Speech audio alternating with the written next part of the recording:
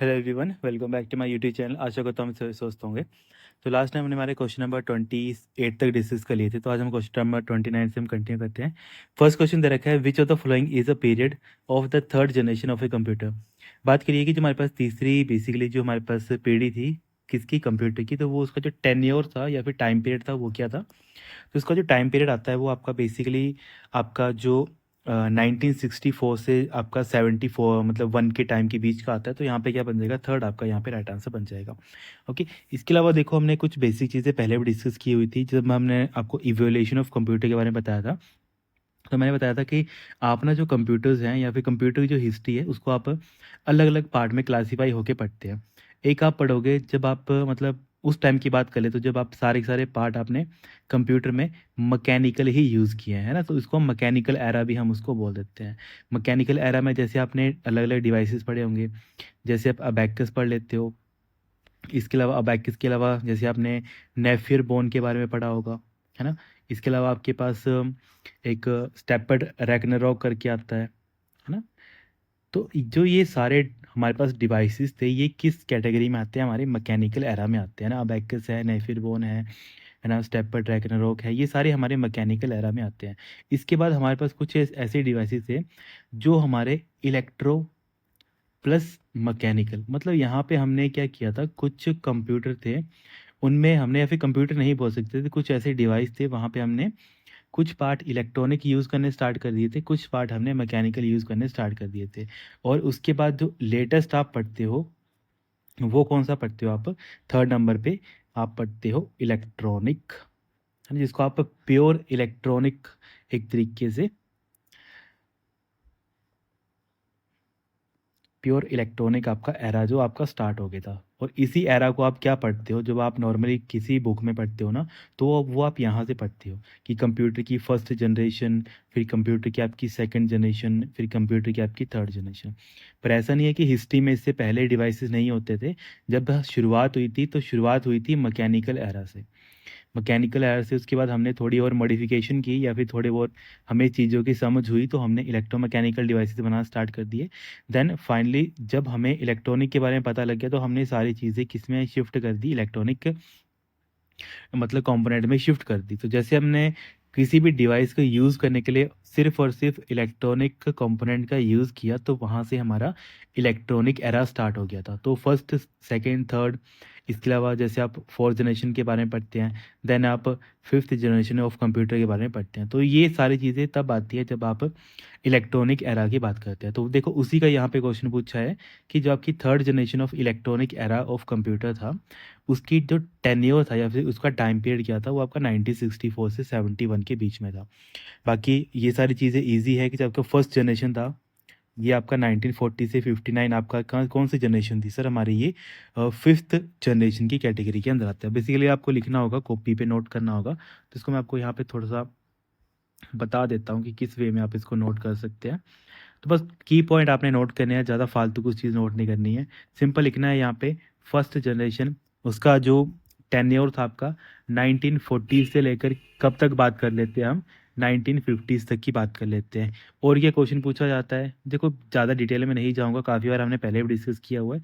Just एक छोटी मोटी रिवीजन, हम किसका यूज़ करते थे यहाँ पे, हम वैक्यूम ट्यूब का यूज़ करते हैं, जिसको समटाइम हम एक तरीके से फ्लेक्सिल डिस्क भी हम इनको बोल देते हैं। तो मतलब आपने वैक्यूम ट्यूब यहाँ पे याद रखना है। देन हमारे पास जो सेकंड जनरेशन आती है, सेकंड जनरेशन हमारी कब कब से लेकर कब तक चलती है, तो 1950 के दशक से लेकर ही आपकी 1960 के दशक के बीच में ये मानी जाती है सेकंड जनरेशन। यहाँ पे मेन कॉम क्या हुआ था हमारे पास, सर हमने वैक्यूम ट्यूब को चेंज कर दिया था ट्रांजिस्टर्स के साथ, ये हमने डिस्कस किया था। देन उसके बाद जब हम थर्ड जनरेशन ऑफ कंप्यूटर में आए ना, बेसिकली हम बात किसकी कर रहे हैं, सारे के सारे इलेक्ट्रॉनिक कंपोनेंट की बात कर रहे हैं। तो इलेक्ट्रॉनिक कंपोनेंट में धीरे धीरे क्या होती है, इवोल्यूशन होती है, उसके बिहाफ पे हमारा कंप्यूटर का साइज़ क्या होता है, धीरे धीरे कम होता रहता है, पर उसकी जो एफिशिएंसी है या फिर कंप्यूटेशनल पावर है वो हमारी क्या होती है, बढ़ती है। तो थर्ड जनरेशन में हमारे पास क्या टेन्योर आ जाता है इसका, वही आ गया हमारे पास 1964 से, जैसे यहाँ पे दे रखा है 71 का, आप इसको नोट कर सकते हो। है ना? तो ऐसे करके हमने ये सारी चीज़ें नोट करनी है। अब यहाँ पे मेन चीज़ क्या आ गई थी आपकी थर्ड जनरेशन में? सर यहाँ पे हम आईसीज़ या फिर इंटीग्रेटेड सर्किट जिसको हम बोलते हैं, उसका हमने यहाँ पे यूटिलाइज़ करना स्टार्ट कर दिया था। इसके बाद आपकी कौन-सी जनरेशन आती है? फोर्थ जनरेशन आती है, जहाँ पे आप किसके बारे में पढ़ते हो? जहाँ पे आप माइक्रो प्रोसेसर के बारे में पढ़ते हो, है ना? माइक्रो प्रोसेसर आप सभी को पता है, फर्स्ट माइक्रो प्रोसेसर हमारा इंटेल का 4004 जो कि 4 बिट का हमारा माइक्रो प्रोसेसर था। ओके? तो इसका टाइम पीरियड अगर आपको नोट करना होगा तो इसको आप ऐसे कर सकते हो कि 1971 से लेकर अभी तक भी चला हुआ है, कि माइक्रो प्रोसेसर तो आप अभी भी यूज़ करते हो, ऐसा तो है नहीं कि उसको आप यूज़ नहीं करते हो, है ना? और जो आपके माइक्रो प्रोसेसर थे वो कौन सी टेक्नोलॉजी के ऊपर काम करते हैं, अभी किसके ऊपर बने थे? हमारे वीएलएसआई, इसके ऊपर वो हमारे बने थे, है ना? वीएलएसआई या फिर एमएसआई या फिर हम इसको एलएसआई भी बोल देते हैं समटाइम, वो डिपेंड करते हैं हमने कितने कंपोनेंट किसी चीज़ को बनाने के लिए यूज़ किए हैं। तो माइक्रो प्रोसेसर या फिर वीएलएसआई हमारे फोर्थ जनरेशन में आए थे। वहीं जो आजकल हम फिफ्थ जनरेशन की बात करते हैं, यहाँ पे हमारा जो मेन कंसेंट रहता है वो हमारा रहता है आर्टिफिशियल इंटेलिजेंस के ऊपर। और आर्टिफिशियल इंटेलिजेंस को चलाने के लिए हम आजकल ना एक चिप यूज़ करते हैं, क्योंकि मैंने आपको चिप के बारे में बताया था, तो एक चिप हम काफ़ी यूज़ करते हैं जिसको हम एनपीयू के नाम से जानते हैं। अगर इन फ्यूचर आपसे क्वेश्चन पूछा जाएगा कि एआई वगैरह को चलाने के लिए आपके डिवाइस में या फिर आपके कंप्यूटर में एक डेडिकेटेड चिप, मैं बात कर रहा हूँ डेडिकेटेड, कि मतलब वो इसी के लिए बनाई जाती है। एक डेडिकेटेड चिप कौन-सी है? तो उसका राइट आंसर आ जाएगा एनपीयू, है ना? एनपीयू को हम क्या बोल देते हैं? Neural processing unit. छोटे पॉइंट है पर एग्ज़ाम में पूछे जा सकते हैं, क्योंकि एग्ज़ामिनर बार-बार बेसिक चीज़ें नहीं पूछेगा, बस वो हल्का-फुल्का थोड़ा अपडेटेड वर्ज़न पूछेगा, ताकि आपको पता रहे कि आपको इन चीज़ों के बारे में आइडिया है कि नहीं है। बाकी देखो, जैसे यहाँ पे 5th जनरेशन में हम 4th में हम वीएलएसआई के बारे में पढ़ते हैं, यहाँ पे हम यूएलएसआई के बारे में पढ़ते हैं ना, ultra large scale of integration. तो छोटे पॉइंट है, एक क्वेश्चन के साथ डिस्कस करवाने इंपॉर्टेंट बनते हैं, तभी मैंने आपको ये सारे पॉइंट करवा दिए, ताकि आपकी रिवीजन भी यहाँ पे साथ-साथ में यहाँ पे क्वेश्चन के दौरान होती रहे। ओके? तो आपके लिए एक छोटा-सा होमवर्क रहता है कि हमारा जो आईसीज़ थे, ठीक है? यहाँ पे थर्ड जनरेशन का कंप्यूटर है, तो उसी का मैं क्वेश्चन पूछता हूँ। मैंने आपको एक क्वेश्चन बताया आईसी, इंटीग्रेटेड सर्किट, ये किसने बनाया था? तो मैं आपको एक फर्स्ट ऑप्शन दे देता हूँ, मान लेते हैं आ गया आपका चार्ल्स बेबेज के द्वारा बनाया गया था। ओके? सेकंड में आपको ऑप्शन देता हूँ, एलन ट्यूरिंग के द्वारा इसको बनाया गया था। थर्ड में आपको ऑप्शन देता हूँ कि वॉन न्यूमन ने इसको बनाया था। और फोर्थ में आपको ऑप्शन देता हूँ, जैक किल्बी ने इसको बनाया था। ओके, काफ़ी इजी क्वेश्चन है, हमने काफ़ी बार डिस्कस किया हुआ है। आपके लिए एक होमवर्क रहेगा, आईसीज था, उनको उनका इन्वेंशन किसने किया था, फिर किसने उसको बनाया था। तो ये भी चीज़ें आपने, छोटी चीज़ें पर काइंडली आपने जरूर इनको नोट करना है। देन हमारे पास नेक्स्ट क्वेश्चन है, deliverables of test design phase include all the following except. यहाँ पे बात करी है कि डिलीवेबल में हमारा जो टेस्ट डिज़ाइन का कौन सा एक फेज़ नहीं होता है। तो इसका राइट आंसर क्या बन जाएगा आपका यहाँ पे? सेकंड यहाँ पे राइट आंसर बन जाएगा। देखो, टेक्स्ट एग्जीक्यूशन लॉग, कभी भी जब कोई आपका डिज़ाइन फेज़ अगर आपको डिलीवर किया जाता है, तो उस टाइम पे कोई भी टेक्स्ट एग्जीक्यूशन लॉग मेंटेन नहीं होते हैं।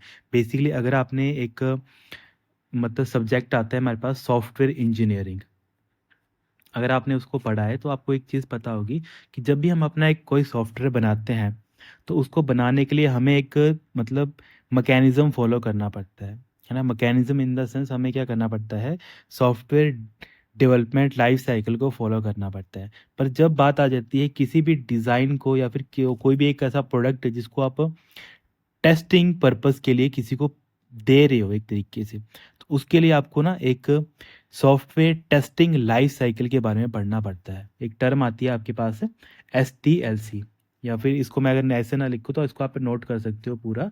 इसको हम बोल देते हैं सॉफ्टवेयर को टेस्ट करने का। तो सॉफ्टवेयर टेस्टिंग, एल से क्या बन जाएगा आपका? Life cycle. तो जो आपका सॉफ्टवेयर टेस्टिंग लाइफ साइकिल है, ये बोलता है कि जो आपकी टेस्ट डिज़ाइन फेज़ होगी, वो क्या करेगी, वो प्लान करेगी कि हमें जो एक्चुअल में सॉफ्टवेयर है उसको कैसे टेस्ट करना है। क्योंकि अभी आप क्या करना चाहते हो, आप किसी सॉफ्टवेयर को, मान लेते हैं मैंने आपको एक प्रोडक्ट बना के दे दिया, ठीक है? मैंने क्या किया, आपने मुझसे किसी चीज़ की डिमांड करी, मैंने उस प्रोडक्ट को बना के आपको दे दिया। अब आप क्या करोगे, आप उसको टेस्ट करोगे, है ना। टेस्टिंग की अपनी एक टीम होती है, किसी प्रोडक्ट को टेस्ट करने के लिए भी क्या होती है, एक अलग से एक टीम होती है। तो जब वो टीम इसको टेस्ट करेगी तो वो किस वे में टेस्ट करेगी, तो वो सारी चीज़ें लिखी जाती है सॉफ्टवेयर टेस्टिंग लाइफ साइकिल के अंदर। तो जो सॉफ्टवेयर टेस्टिंग लाइफ साइकिल है, इसमें जो एक फ़ेज़ आता है, हमारे फ़ेज़ का मतलब है अलग अलग स्टेप्स होते हैं।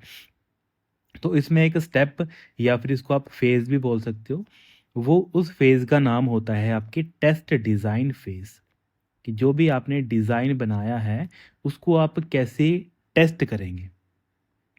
तो टेस्ट डिज़ाइन फ़ेज़ में होता क्या है, बेसिकली आप इसको ऐसे समझ सकते हो कि सर इट इन्वॉल्व्स, क्या चीज़ इन्वॉल्व करेगा ये, इट इन्वॉल्व, एक तो या फिर इन्वॉल्व के दौरान आप इसको ऐसे लिख लेना, इट इन्वॉल्व, किस चीज़ को इन्वॉल्व करता है ये, प्लानिंग, कि क्या आपकी प्लानिंग रहेगी, किस चीज़ की प्लानिंग, बेटा प्लानिंग रहेगी जब आप किसी सॉफ्टवेयर को टेस्ट करोगे, मतलब आप क्या क्या अपने मन में या फिर बेसिकली क्या क्या अपने दिमाग में आप चीज़ें रखोगे जब आपको इस सॉफ्टवेयर को टेस्ट करना है जिसको मैंने आपको डिलीवर कर दिया है।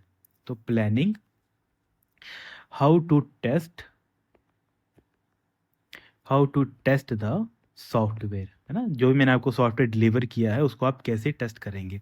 तो टेस्ट करने के क्या क्या तरीके रहते हैं। अब आप बोलोगे सर टेस्टिंग में क्या क्या चीज़ें आएंगी, तो टेस्टिंग में हमेशा क्या आता है बेटा, आपके अलग अलग टेस्ट के केसेस, है ना, अलग अलग आपके क्या आते हैं, टेस्ट केसेस आते हैं। तो हमेशा याद रखना है कि इन्वॉल्वमेंट में क्या आता है, अलग अलग टेस्ट केसिंग। कि कोई बच्चा, मान लेते हैं आपने किसी कंपनी के लिए एक अपना सॉफ्टवेयर बना दिया, तो वो कंपनी के जो अलग अलग एम्प्लॉयज़ होंगे वो अलग अलग यूज़र के बिहाफ में सोच के देखेंगे कि ये सॉफ्टवेयर में कहाँ पे कोई कमी है, कहाँ पे ये ठीक वर्क कर रहा है, अगर इन लाइफ कोई यूज़र है उसको कहाँ पे कोई दिक्कत आ सकती है ना। तो वो क्या चीज़ें होती हैं, वो सारे टेस्ट केसेस होते हैं कि जब ये हमारा सॉफ्टवेयर अगर हम किसी को प्रोवाइड कर रहे हैं तो वहाँ पे क्या क्या दिक्कतें आ सकती हैं, क्या क्या केस हो सकते हैं। साथ ही साथ आपका जो जितने भी आप टेस्ट करोगे, आप टेस्ट किसी ना किसी डाटा के ऊपर करोगे।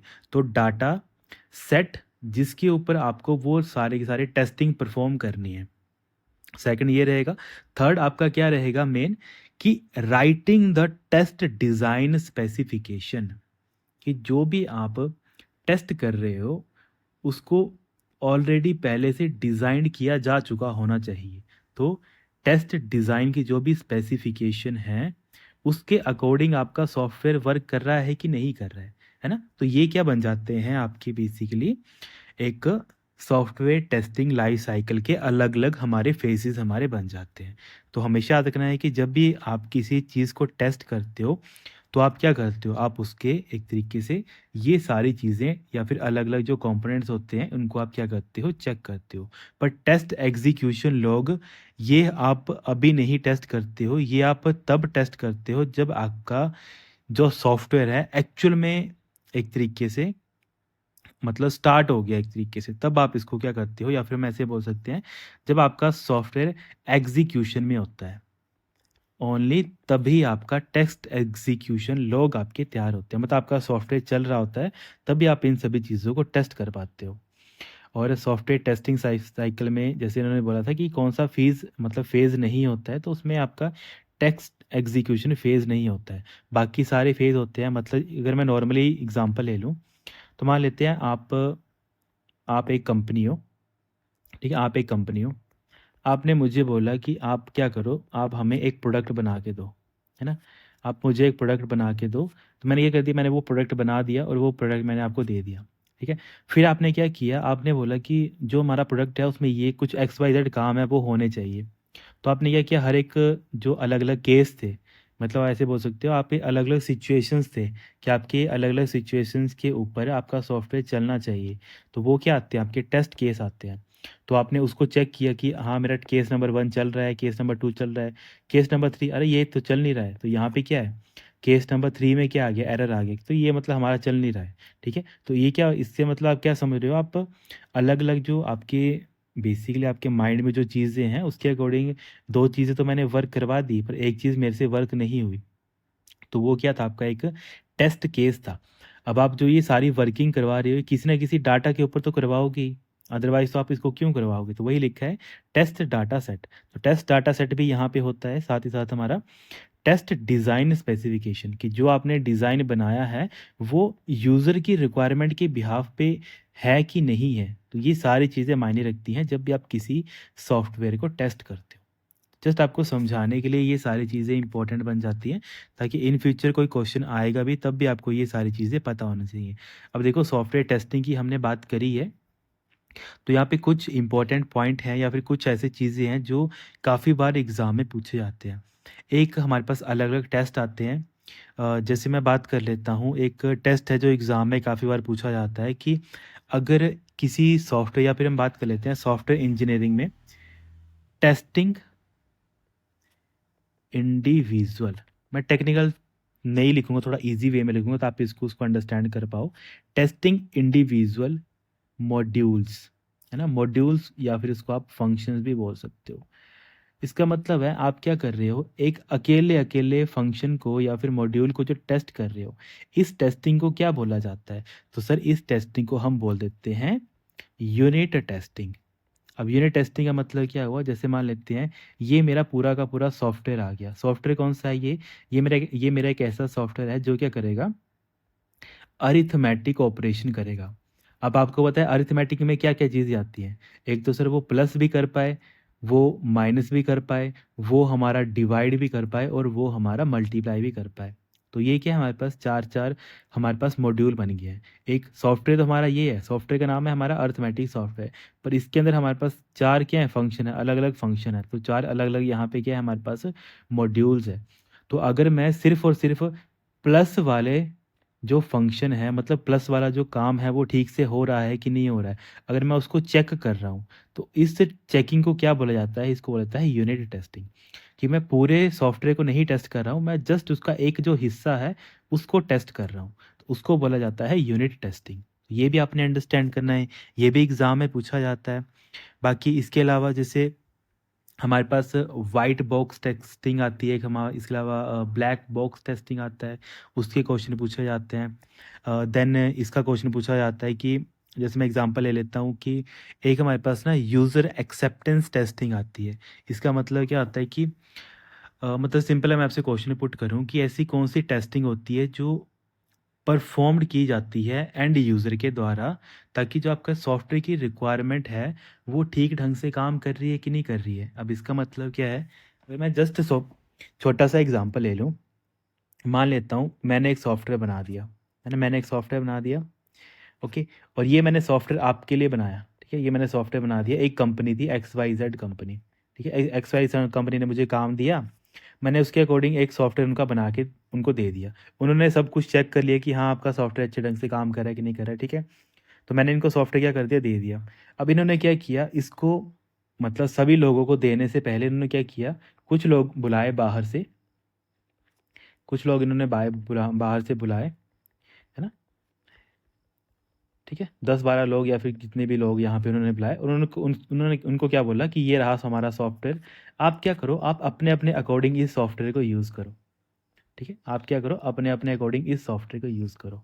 तो इस टाइप पे क्या बन जाता है कि जब हमारा बनाया हुआ प्रोडक्ट हमें किसी मतलब हम उसको पब्लिकली नहीं दे रहे हैं, पर हम क्या कर रहे हैं, हम कुछ यूज़र्स के थ्रू उसको, मतलब वो यूज़र ऐसे हैं जो बाहर के हैं, मतलब हमारी कंपनी के नहीं है, पर हमारी कंपनी के बाहर के हैं। हम उनको उसको दिखा रहे हैं कि आप इसको चलाओ, इसको चला के टेस्ट करो और आपको जो यहाँ पे कमियाँ दिखती हैं, वो हमें बताओ। तो इस टेस्टिंग को क्या बोला जाता है, इसको बोला जाता है यूज़र एक्सेप्टेंस टेस्टिंग। तो ये भी आपने नोट करना है, एक बार ना एग्ज़ाम में पूछा गया था, आई थिंक आईटी ऑफिसर का एग्ज़ाम था कि हमारे पास एसबीआई का एग्ज़ाम था, वहाँ पे ये पूछा गया था क्वेश्चन। काफ़ी अच्छा क्वेश्चन था, तो इसको भी आप नोट कर सकते हैं कि हमारे पास क्या होता है सर, हमारे पास यूएट टेस्टिंग होता है जिसको हम क्या बोल देते हैं, यूज़र एक्सेप्टेंस टेस्टिंग। ओके, इसको आप ऐसे लिख लेना पूरा, ठीक है? यूज़र क्या करता है, इसको एक्सेप्ट करता है, यूज़र एक्सेप्टेंस टेस्टिंग। इसका मतलब क्या हुआ, लिखने की ज़रूरत नहीं है, वैसे मैंने आपको समझा ही दिया है। अगर आपको फिर भी लिखना हो तो आप ऐसे लिख सकते हैं कि it is a type of testing, it is a type of testing जिसका मेन ऑब्जेक्टिव क्या होता है या फिर इसको कौन परफॉर्म करता है। It is a type of testing which is performed by, किसका परफॉर्म होता है, ये हमारा सर हमारा एंड यूज़र। ठीक है, यहाँ पे मैं टर्म यूज़ कर रहा हूँ एंड यूज़र, क्योंकि एग्जाम में ना आपको यही लिखा होगा। एग्जाम में आपको ऐसे नहीं लिखा होगा कि बाहर से कोई पर्सन है, यहाँ पे लिखा होगा एंड यूज़र। तो परफॉर्म बाय एंड यूज़र्स, ठीक है, टू इंश्योर, किस चीज़ को वो इंश्योर कर रहे हैं कि हमारा जो सॉफ्टवेयर है वो आपकी रिक्वायरमेंट को फुलफिल कर रहा है कि नहीं कर रहा है। To ensure the software, to ensure the software meets the business requirement.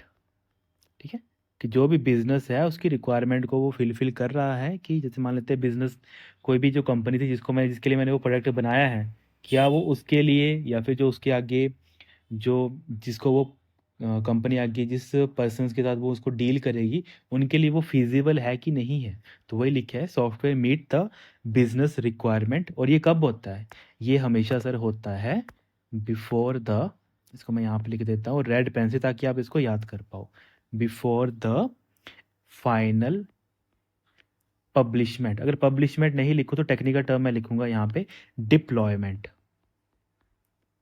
Deployment, अगर आपको डिप्लॉयमेंट याद नहीं रहेगा तो आप इसको पब्लिश भी लिख सकते हो, है ना, बिफोर द फाइनल पब्लिश, कि जब तक आपने लास्ट पब्लिश नहीं किया उसके पहले भी आप टेस्ट करवा रहे हो तो उसको बोला जाता है यूएटी टेस्टिंग। तो छोटे पॉइंट है पर ये एग्जाम में पूछे जाते हैं, तो काइंडली आप ज़रूर इनको नोट कर लेना। बाकी वाइट बॉक्स टेस्टिंग भी होती है, इसके अलावा ब्लैक बॉक्स टेस्टिंग भी होती है जहाँ पे क्वेश्चन पूछे जाते हैं, है ना। अगर आपको नोट करना हो तो बस आप छोटे छोटे पॉइंट में उसको नोट कर लेना, क्योंकि ये सारे ना एग्जाम में पूछे जाते हैं कि वाइट बॉक्स टेस्टिंग क्या होती है, क्योंकि हमारे पास अलग अलग टेस्टिंग के तरीके होते हैं। तो उसमें काफ़ी जो इंपॉर्टेंट बन जाते हैं वो दो ही बनते हैं जहाँ से क्वेश्चन आते हैं काफ़ी बार।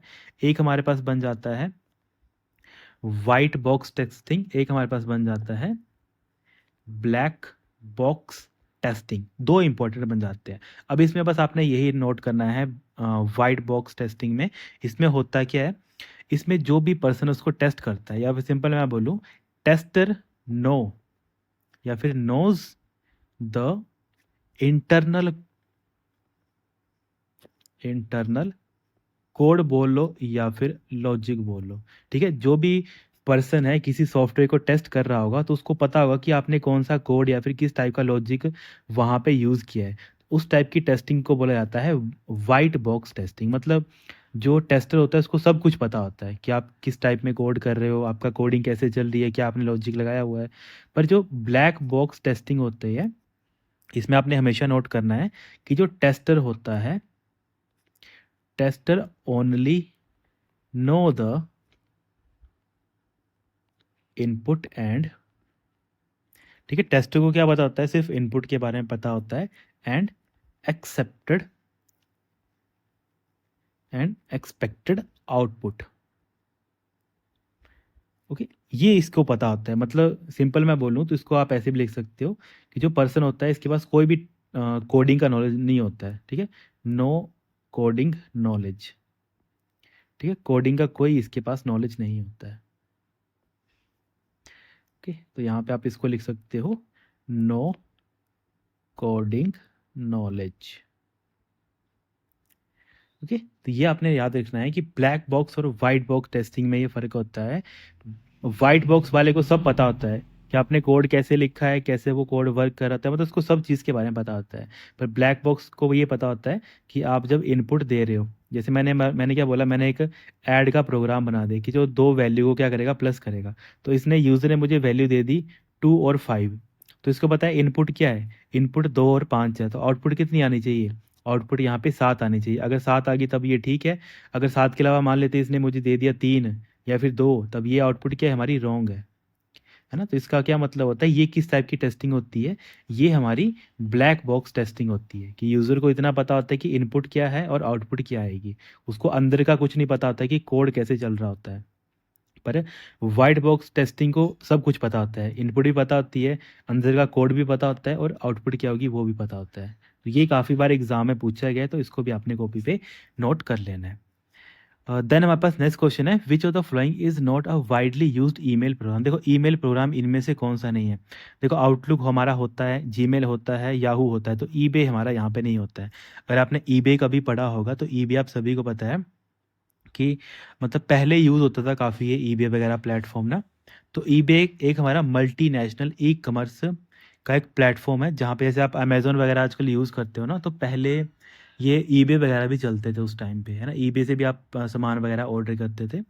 आजकल तो ईबे वगैरह नहीं, यहाँ पे इंडिया मतलब इंडिया में यूज़ नहीं होता है, बाहर तो अभी यूज़ होता है।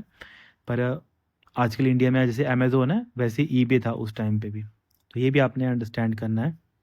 बाकी छोटी मोटी चीज़ें होती हैं, जैसे ईमेल की बात यहाँ पे चली है, तो मैंने ईमेल की आपको अलग अलग चीज़ें बताई हैं कि जब आप ईमेल सेंड करते हो या फिर जब आप ईमेल रिसीव करते हो, है ना, तो इसके लिए आप अलग अलग प्रोटोकॉल पढ़ते हो। तो सेंड करने के लिए हमें पता है सिंपल मेल ट्रांसफ़र प्रोटोकॉल के बारे में आप पढ़ते हो। वही जब आप मेल रिसीव करते हो दो तरीके से करते हो, एक आप पॉप 3 प्रोटोकॉल का यूज़ करते हो और एक आप आई मैप प्रोटोकॉल का यूज़ करते हो। चलो आपके लिए सिंपल सा होमवर्क रहेगा, हमने काफ़ी बार डिस्कस किया हुआ है। आप मुझे ना इसके बारे में थोड़ा थोड़ा ब्रीफ करेंगे। एसएमटीपी क्या होता है, पॉप 3 क्या होता है, आई मैप हमारा क्या होता है, साथ ही साथ अलॉन्ग विद इनके जो इनके पोर्ट एड्रेस होते हैं, ठीक है, या फिर पोर्ट नंबर होता है इनका, कि किस पोर्ट नंबर के ऊपर ये काम करते हैं। क्योंकि ये सारी चीज़ें हमने डिस्कस की हुई हैं, तभी मैं आपको ये क्वेश्चन पुट करता हूँ। जब अगर कोई चीज़ नहीं पढ़ाई होती है तो उसको मैं पहले समझाता हूँ, बाद में आपको वो होमवर्क देता हूँ। पर ये हमने काफ़ी बार डिस्कस किया हो, तो इसके बारे में आप ज़रूर कमेंट करेंगे। और देन नेक्स्ट क्वेश्चन है हमारे पास, Internet Explorer, Mozilla Firefox, Google Chrome, ये किसकी एग्जांपल है। ये सर हमारे वेब ब्राउज़र हैं। तो यहाँ पे थर्ड क्या बन जाएगा, यहाँ पे हमारा राइट आंसर हमारे पास बन जाएगा। क्योंकि ये सारे के सारे, जैसे इंटरनेट एक्सप्लोरर आ गया हमारे पास, मोजिला आ गया, क्रोम आ गया, ये हम डेली यूज़ करते हैं, ऐसा नहीं कि हम इनको यूज़ नहीं करते हैं। और ये क्या है, हमारे वेब ब्राउज़र हैं। और वेब ब्राउज़र होते ही क्या है, बेसिकली सर एक हमारे एप्लीकेशन सॉफ्टवेयर होते हैं, है ना। ये होती तो एप्लीकेशन ही है, तो ये सर हमारे एप्लीकेशन सॉफ्टवेयर होते हैं। पर ये किसके लिए हम यूज़ करते हैं, तो इनको सर हम यूज़ करते हैं, यूज़ जिसकी हेल्प से हम क्या करते हैं, एक्सेस कर पाते हैं। किस चीज़ को एक्सेस कर कर पाते हैं सर, हम वर्ल्ड वाइड वेब को हम एक्सेस कर पाते हैं, है ना। तो वेब ब्राउज़र एक सॉफ्टवेयर है या फिर एप्लीकेशन है, जिसके यूज़ से हम बाहर की दुनिया का जो डाटा है या फिर डॉक्यूमेंट है या फिर कुछ भी चीज़ है या फिर कोई भी रिसोर्स है, उसको हम क्या कर सकते हैं, एक तरीके से एक्सेस कर सकते हैं ना। तो छोटे छोटे चीज़ें हैं पर इम्पोर्टेंट है। बाकी देखो अलग अलग कंपनीज़ के द्वारा अलग अलग जैसे बनाए हुए हैं प्रोडक्ट हैं। जैसे इंटरनेट एक्सप्लोरर आप सभी को पता है किसका है, ये सर हमारा विंडोज़ का है ना। वहीं हमारा मोजिला फायरफॉक्स किसका है, बेसिकली मोजिला फाउंडेशन का है ये, है ना। मोजिला फाउंडेशन एक कंपनी है, उसका प्रोडक्ट है मोजिला फायरफॉक्स। वैसे ही गूगल क्रोम हमारा गूगल कंपनी का प्रोडक्ट है ना। बाकी तो हमने देख लिए। इसके अलावा अगर मैं बात कर लेता हूँ एप्पल का, क्योंकि सारी चीज़ें पूछी जाती हैं। तो एप्पल हमारी कंपनी है, तो सर एप्पल का कौन सा है जो एप्पल के द्वारा बनाया गया है, इसका नाम आप सभी को पता है, सफारी, है ना। तो छोटे छोटे पॉइंट है पर एग्जाम में ये पूछे जाते हैं। बाकी इसके अलावा भी काफ़ी सारी चीज़ें चलती हैं, जैसे ब्राउज़र की काफ़ी क्वेश्चन है जो पूछे जाते हैं। शॉर्टकट कमांड पूछी जाती है रिफ़्रेश करने की, है ना। किसी भी ब्राउज़र को अगर आपको रिफ़्रेश करना होता है किसी पेज को, तो रिफ़्रेश करने के दो तरीके होते हैं। एक तो आप नॉर्मल रिफ़्रेश करते हो, जिसको आप सॉफ्ट बोलते हो, एक आप बोलते हो हार्ड रिफ़्रेश। तो सॉफ्ट रिफ़्रेश के लिए आप सिंपल F5 का यूज़ करते हो। हार्ड रिफ़्रेश के लिए आप किसका यूज़ करते हो, आप control plus shift plus R का आप यूज़ करते हो। दो तरीके हैं, दोनों आपने पढ़ने हैं। जब भी आप किसी वेब ब्राउज़र को रिफ़्रेश करोगे तो उसके दो तरीके होते हैं। एक तो नॉर्मल आप रिफ़्रेश करते हो, दूसरा आता है आपके पास हार्ड रिफ़्रेश, उसकी शॉर्टकट कमांड आती है कंट्रोल शिफ्ट प्लस आर। ये सारे पॉइंट आपने नोट करने हैं। बाकी इसके अलावा कुकी का क्वेश्चन पूछा जाता है कि ऐसा कौन सा कोड होता है जो वेब सर्वर सेंड कर देता है यूज़र के वेब ब्राउज़र को, ताकि वो ट्रैक कर पाए उसकी ब्राउजिंग एक्टिविटी, उसको बोला जाता है बेसिकली कुकी, है ना। तो ये चीज़ें भी आपने अंडरस्टैंड करनी है। बाकी तो धीरे धीरे करके हम सारी चीज़ें पढ़ते रहेंगे। बाकी शॉर्टकट कमांड जैसे रिफ्रेश की पूछी जाती है, इसके अलावा डाउनलोड की पूछ ली जाती है ना। गूगल क्रोम में अगर आपको किसी डाउनलोड को देखना हो, तो डाउनलोड की शॉर्टकट कमांड क्या आती है, ये थोड़ी टिपिकल है तब ये पूछी जाती है। इसका मतलब है कंट्रोल प्लस जे। इसके अलावा आपसे बुकमार्क की पूछी जा सकती है, तो बुकमार्क की बन जाएगी आपकी कंट्रोल प्लस डी, ये इंपॉर्टेंट बन जाती है। देन आपके पास एक बन जाती है हिस्ट्री की, बन सकती है। अगर आपके ब्राउजिंग हिस्ट्री, है ना? मैं पूरा लिख देता हूँ ताकि आप बोलेंगे क्या लिख रहे हैं सर हिस्ट्री। तो ब्राउजिंग हिस्ट्री किसकी? किसी भी वेब ब्राउज़र की, वो देखने के लिए आपकी शॉर्टकट कमांड आती है Ctrl+H। तो ये सारे इम्पोर्टेंट हैं, तभी मैं आपको लिखवा रहा हूँ, ये सारी इम्पोर्टेंट है, ये एग्ज़ाम में पूछी जाती है।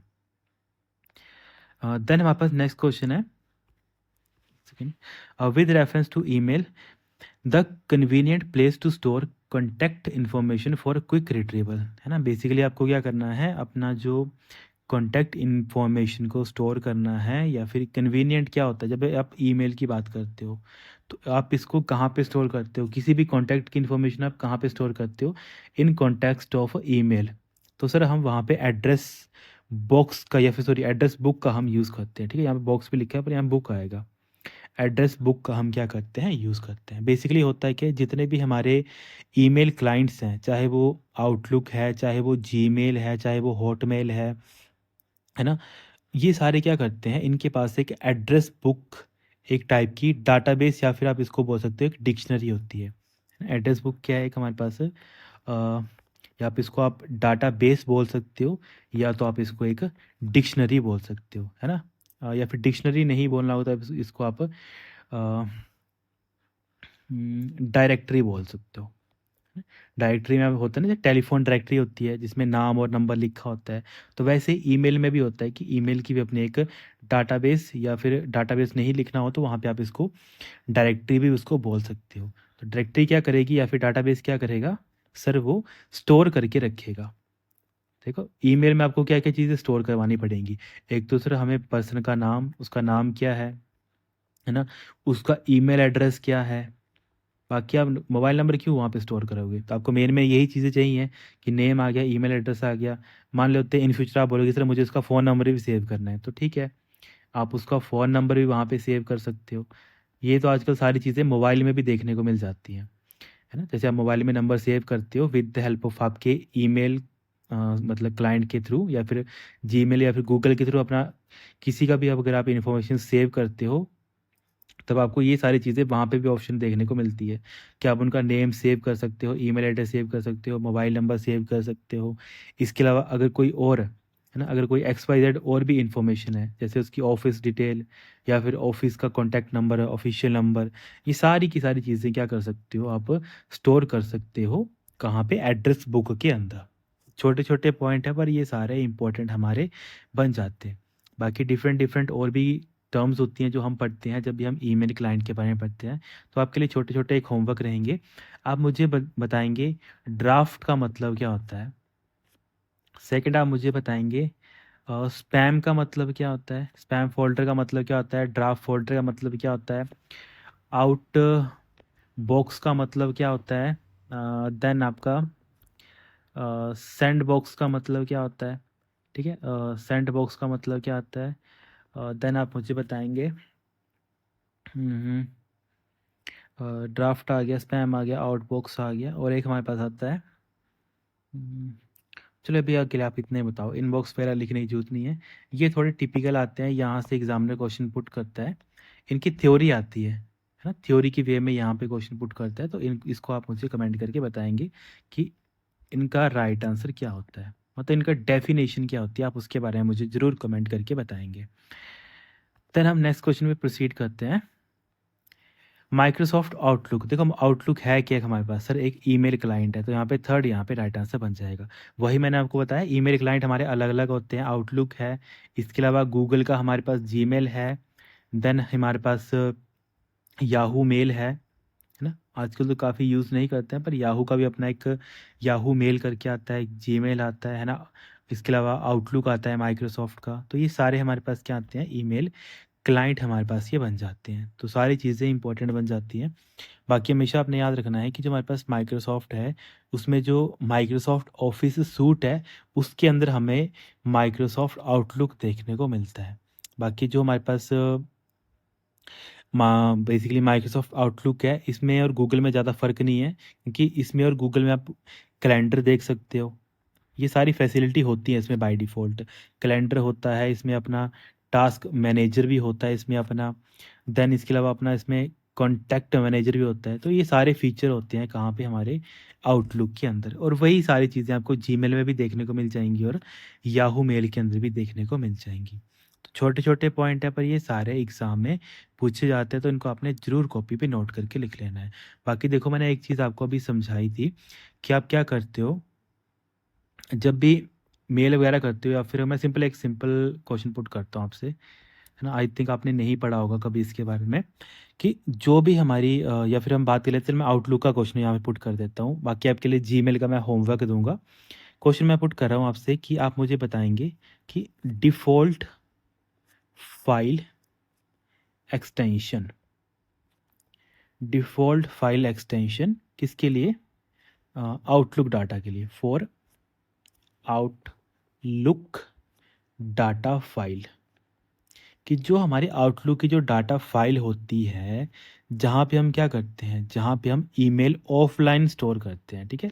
For Outlook data file to store emails offline, ऐसे कर देता हूँ शॉर्ट फॉर्म में। ईमेल्स क्या कर रहे हो आप, ऑफलाइन जब स्टोर कर रहे होते हो, तो इसके लिए आप कौन सी फाइल एक्सटेंशन का यूज़ करोगे। तो इसकी फाइल एक्सटेंशन क्या होती है आपके पास, .pst, है ना। इसका मतलब क्या है कि मान लेते हैं आपके पास ईमेल्स हैं काफ़ी, और उनको आपने डाउनलोड करके अपने कंप्यूटर में सेव कर लिया। तो जब आप किसी भी चीज़ को डाउनलोड करते हो तो उसकी कोई ना कोई तो एक्सटेंशन होती है। तो वैसे ही मैंने क्वेश्चन पुट कर दिया कि जब आप आउटलुक से आपकी ईमेल वगैरह अपने कंप्यूटर में जब आप डाउनलोड कर लोगे, सेव कर लोगे, तो वो कौन से एक्सटेंशन से सेव होंगी, तो वो एक्सटेंशन आपकी .pst होती है। और pst को हम क्या बोल देते हैं, पर्सनल स्टोरेज टेबल। ये भी आपने याद रख लेना है, क्योंकि कई बार ना इनकी एक्सटेंशन से ही फुल फॉर्म पूछ ली जाती है। पर्सनल स्टोरेज टेबल हम इसको बोल देते हैं। ये यहाँ पे किसका बात की है, यहाँ पे मैंने आउटलुक की बात करी है। यही आपका होमवर्क रहेगा, सेम टू सेम। आप मुझे बताएंगे, अगर आप ऑफलाइन सेव करते हो जीमेल की जीमेल की फाइल्स को, या फिर जीमेल आपका जो जीमेल में जो मेल्स होती हैं, उनको जब आप ऑफलाइन सेव करते हो तो कौन सी एक्सटेंशन का आप यूज़ करते हो, ठीक है। विच एक्सटेंशन डू यू यूज़। ये बेसिक बेसिक चीज़ें हमने काफ़ी बार डिस्कस की हैं, वो मैं नहीं बताऊंगा। हम हमेशा एक स्टेप अप होके अब चलेंगे, ताकि आपको थोड़ी थोड़ी चीज़ें पिछला भी याद होता रहे, और साथ में एक्स्ट्रा जो चीज़ें आपने नहीं कभी पढ़ी हैं, या फिर आपके माइंड में नहीं वो चीज़ें आती हैं, वो भी आपको यहाँ पे धीरे धीरे आपके माइंड में वो चीज़ें आएंगी। तो ये आपके लिए होमवर्क रहेगा। आई नो थोड़ा होमवर्क ज़्यादा हो जा रहा है, जितना होमवर्क आप करेंगे उतना आपके लिए ही वो चीज़ें बेनिफिट रहेंगी। द नेक्स्ट क्वेश्चन है, which is the following is the form of public administration that uses information and communication technology, जिसको हम आईसीटी बोलते हैं, to carry out its activity. तो किसके लिए किसका हम यूज़ करते हैं, बेसिकली बात की है यहाँ पे पब्लिक एडमिनिस्ट्रेशन। तो पब्लिक एडमिनिस्ट्रेशन मतलब हम ई एडमिनिस्ट्रेशन की बात कर रहे हैं। तो यहाँ पे सेकंड यहाँ पे राइट आंसर बन जाएगा। बेसिकली वही बात की है कि आप इलेक्ट्रॉनिकली जब आप पब्लिक एडमिनिस्ट्रेशन वगैरह के साथ डील करते हैं, तो उसके लिए आप किस प्लेटफॉर्म का यूज़ करेंगे। तो उसके लिए हम ऑब्वियसली, अगर एडमिनिस्ट्रेशन से रिलेटेड है तो उसके लिए हम ई एडमिनिस्ट्रेशन का क्या करेंगे, यूज़ करेंगे। तो छोटी छोटी चीज़ें यहाँ पर, इनको भी आपने कॉपी पे नोट करके लिख लेना है। ओके, बाकी तो इंपॉर्टेंट चीज़ें चली रहती हैं, जैसे डिजिटल इंडिया। डिजिटल इंडिया भी किसका एग्जाम्पल है, इसी का तो एग्जाम्पल है ना। आईसीटी का ही एग्जाम्पल है डिजिटल इंडिया, जो आजकल हम काफ़ी न्यूज़ वगैरह में भी देखते हैं। इसके अलावा उमंग है ना। उमंग पोर्टल भी एक तरीके से हमारे पास इसी का एग्जाम्पल है, डिजिटल पोर्टल का ही एग्जाम्पल है। एक देखो, फुल फॉर्म पूछी जाती है उमंग की, उमंग प्लेटफॉर्म की ना फुल फॉर्म पूछी जाती है, तो इसको भी आप नोट कर सकते हो। इसको हम बोलते हैं यूनिफाइड।